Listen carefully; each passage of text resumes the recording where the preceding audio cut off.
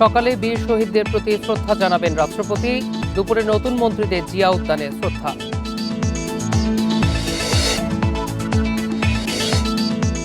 সব দল ও মতের ঊর্ধ্বে জাতীয় ঐক্য প্রতিষ্ঠায় ভূমিকা রাখবেন রাষ্ট্রপতি, রাজনৈতিক নেতাদের আশা।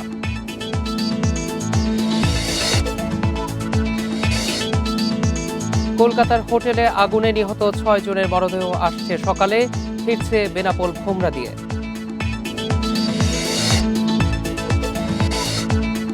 সিলেটে 20 স্লিপার বাস চলছে অনুমোদন ছাড়াই, ঘটছে দুর্ঘটনা, রয়েছে হয়রানির অভিযোগও।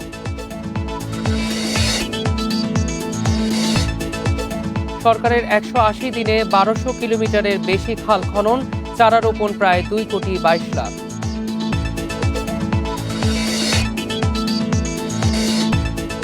খাগড়াছড়ির পানছড়িতে রাবার ড্যাম কেটে দিল দুর্বৃত্তরা, 1200 একর জমিতে চাষাবাদে ব্যাহতের শঙ্কা।